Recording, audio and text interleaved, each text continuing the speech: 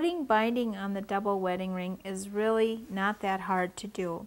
A little bit about what I have prepared. I have cut 2-inch strips on the bias, and the reason I put it on the bias so that there's a little bit of stretch in the binding when I attach it to the quilt. Then I press a crease in it so it's folded in half and pressed, and it's now ready to go on. Right sides together, I place the binding up on top of the quilt, and I do not stretch it. In fact, I go out of my way to just gently ease, oh so little, when I'm putting the binding on.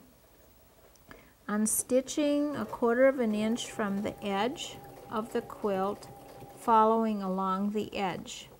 And it really helps if you have a nice a large flat surface like I do have to work on. It's much easier because the quilt is not dragging over the edge of the cabinet. So keep it all up on top of your work surface. And just continue following around the edge. One thing that would happen if you stretched it, you would end up with a bubble in your quilt. So a little bit of caution, do not stretch the binding when you put it on, especially on curves like the double wedding ring. Guiding with your stiletto as you go along the edge of the quilt.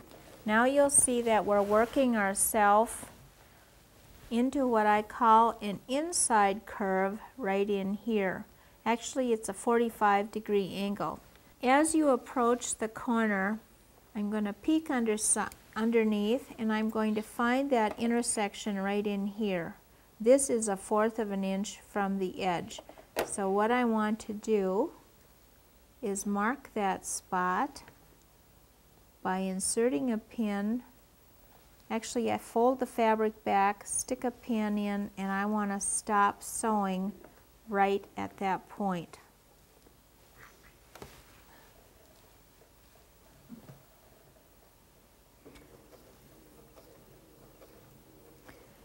As I approach that pin, I want to make sure that I stop right at the point that the pin goes into the fabric. So we'll make one more stitch. I think that's all I need. I'll lift the presser foot up. Notice that I still have the pin down in the fabric, so I don't lose my spot. What I'm going to do now is turn the quilt, readjust, and I'm going to bring the binding out towards me, and I'm going to make a tuck here with my hand and pleat the fabric.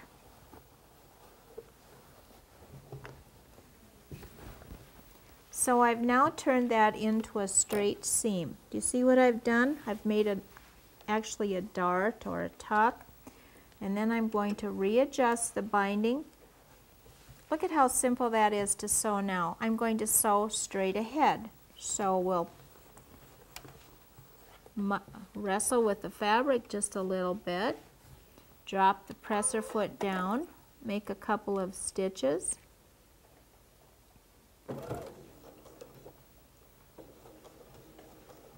stop with the needle down, readjust, and work our way to the outside corner.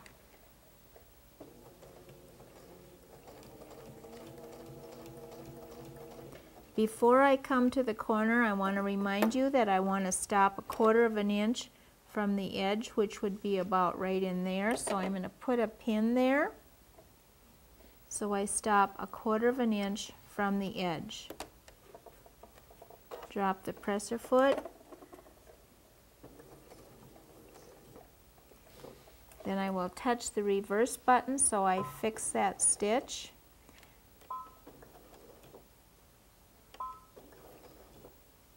And we'll cut the thread. Take a look now and see how beautiful that will be, because when I turn the fabric to the back side, I will now have a nice inside corner. See how that looks? And we'll work on that one. I'll show you actually how to hand stitch that down a little bit later. Now we're going to do the outside corner. So what I'm going to do is turn the binding to make a straight line going in that direction. Actually, this is straight line with the angle I'm going to sew, and then I'll flip the binding back towards me, just like that, and now I'm ready to sew that part of the seam. Holding on to that point with my finger, drop the presser foot, and we'll make a couple of stitches.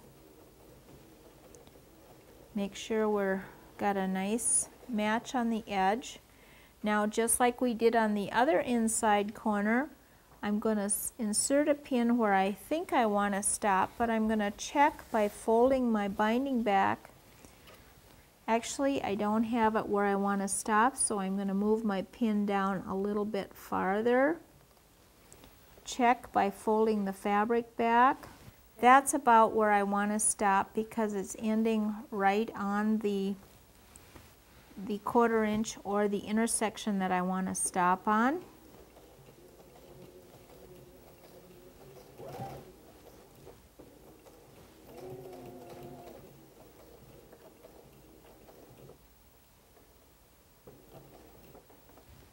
Pull the pin out, lift the presser foot, leave the needle down in the fabric, and we're going to do that same trick that we did on the other inside corner. We're going to make a dart by simply folding this fabric and turn this into a straight seam. See how I folded the fabric there? Readjust the binding.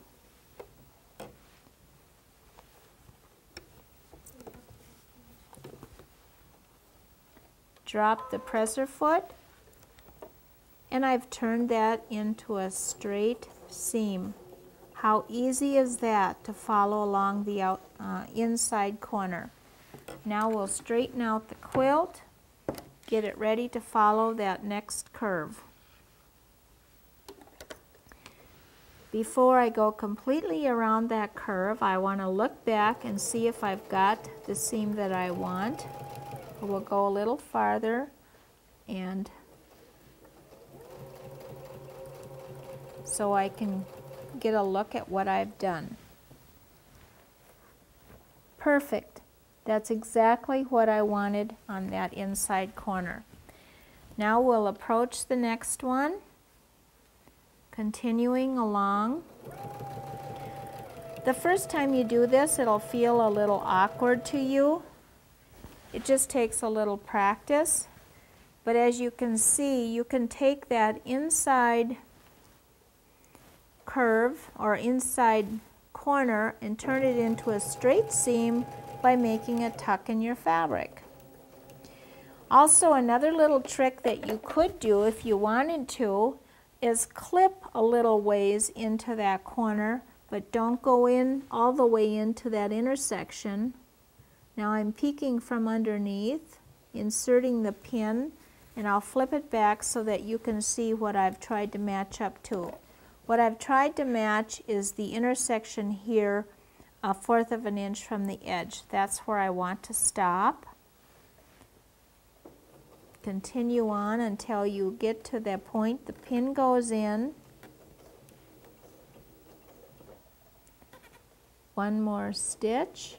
Stop with the needle down, pull the pin out, lift the presser foot, and the same process, repeat. Readjust your binding and turn this into a straight seam.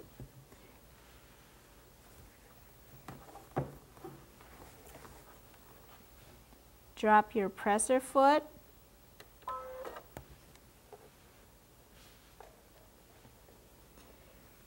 I can't tell you how many times I've been asked how to put binding on a double wedding ring. Again, I'm going to find where I want to stop by following. I run my pin along the edge of the patchwork. I can feel it through the binding. Work my way in about 1/4 of an inch. Drop a pin in. That's where I want to stop, 1/4 of an inch from the end. We'll touch the reverse button, do a couple of fixed stitches, and we'll cut the thread.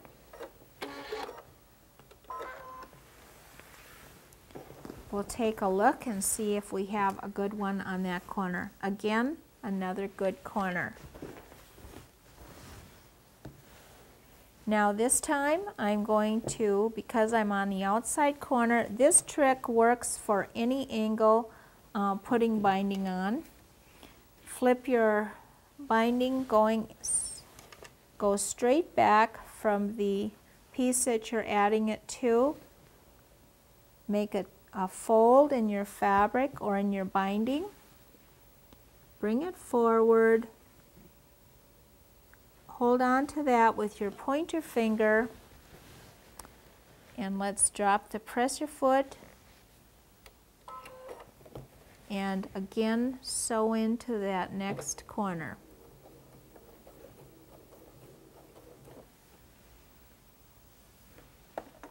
Just like the other one, I'm going to put a pin where I want to stop.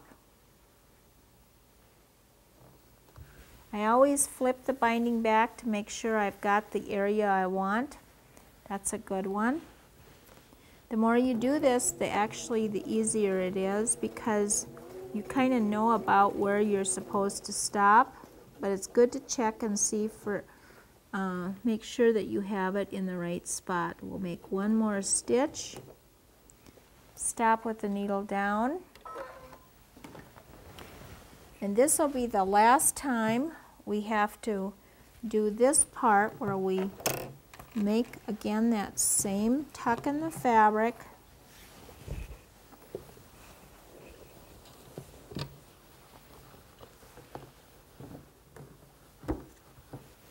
Readjust the binding so that you've turned it into a straight seam. Drop the presser foot. Just like that, you've got the last corner.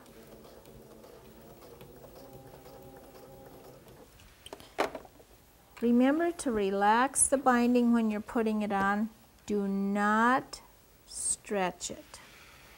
Okay, now for this part, what I have done is I'm going to lay the binding down kind of how I want to sew it on. Make sure I have enough of it. So I put a pin there, and then I fold this back to make the match here. Do you see how I put a fold here to match the cut edge here? Now what I want to do is cut off, I'll cut a tiny piece of this, and this will be my measuring guide. The width of your binding is 2 inches wide, and so what I did was I cut off a little bit of it, and that's my guide, so I know how much to cut off. So I want to cut right in this area right here. I just use that little piece as my ruler for cutting it off. Okay, now I have the right amount of fabric so I can attach it. What I have done, however, is not allowed enough room, so I'm going to pick out a couple of stitches because I sewed too far on this end, or the beginning end. I want to pull out a couple stitches to make it easier for myself to connect the two pieces. It's actually easier to pick out a couple stitches than it is to try to work with a tight area. Now I want to put my needle in the center needle position so that I have easier stitching. And when I connect these two, I want to have the two pieces right sides together. So I gotta make sure I have them right sides together. The way you can tell is the crease in the fabric. Okay, lay these two right sides together, and then you're going to overlap them 1/8 of an inch. So I have 1/8 of an inch extended on this end and 1/8 of an inch extended on this edge. And before I sew that seam, I'm going to flip it over, pretend that I've already sewed it, and do like this and make sure that I've got it right before I sew the seam. Actually, I don't think I want to sew that because I have twisted the fabric.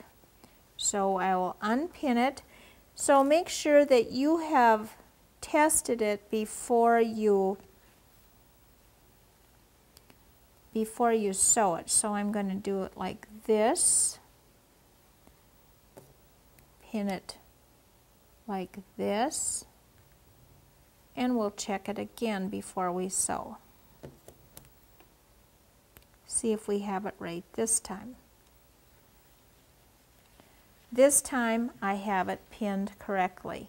It's really easier to check before you sew it than it is to sew it and then have to pick it out. So let's turn it so it's easy to sew. And hopefully you can see this. It gets a little difficult when you have so much. What I'm going to do now is sew at an angle across here. That way I've evenly distributed my fabric in the binding so it isn't bulky. So I want to go from this crevice across to this one. So I'll drop my presser foot. I'll make a couple of stitches onto the patchwork.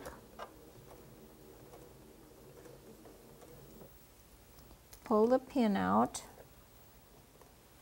Actually, I probably could pull them both out. Now, if I was worried that I wasn't going to sew straight, I'd probably put a chalk line there, but I'm going to try to sew straight. I want to go straight across into this point right in here. So we'll aim for that.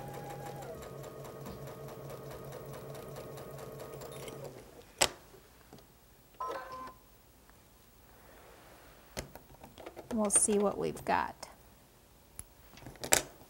So that's how it looks when the seam is sewn. Again, giving you a look at how it's overlapped, 1/8 of an inch here as well as there. We'll stretch it out. Perfect. That's exactly how I wanted it to look. So we'll trim that off with the scissor. And then I'll finger press that seam open.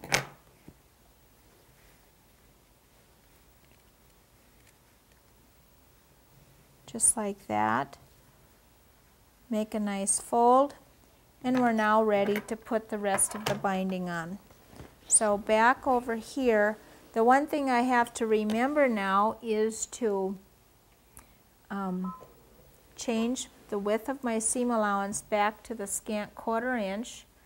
So we'll go down to that seam allowance and we're ready to sew. Now we've gone completely around the outside edge of the quilt. Ahead of time I had done some of the hand, turned it to the back side. I'm going to show you now how to turn that inside corner and how to pin that binding. When you bring the binding to the back side,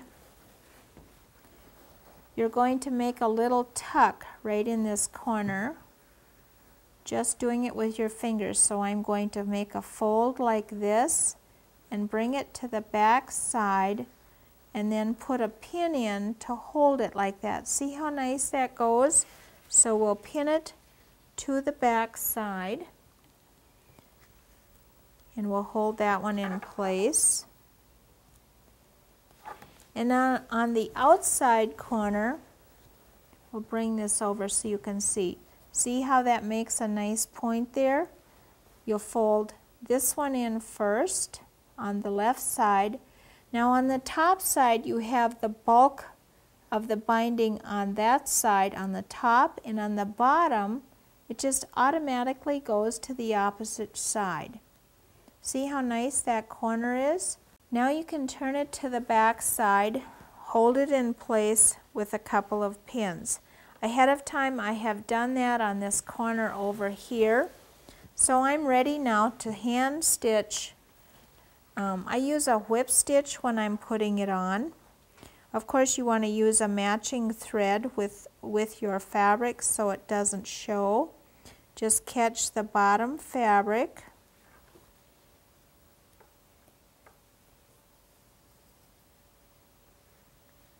Pull it up tight. Just catch a little bit of the underneath fabric.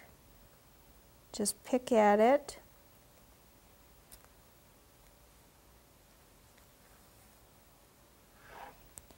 And just continue along, making a whip stitch to hold down the batting. Actually, it's not quite as comfortable holding it up on top of the tabletop. It's easier to do this in your lap than it is up on top of a surface like this.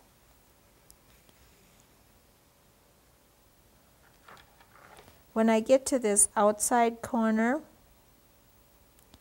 then I will probably tie off with a knot. Every once in a while I will make an extra stitch with a little bit of a knot in it so it doesn't come loose. So here we'll make one more stitch.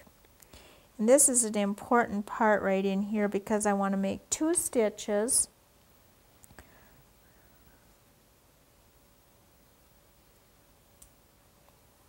On the point.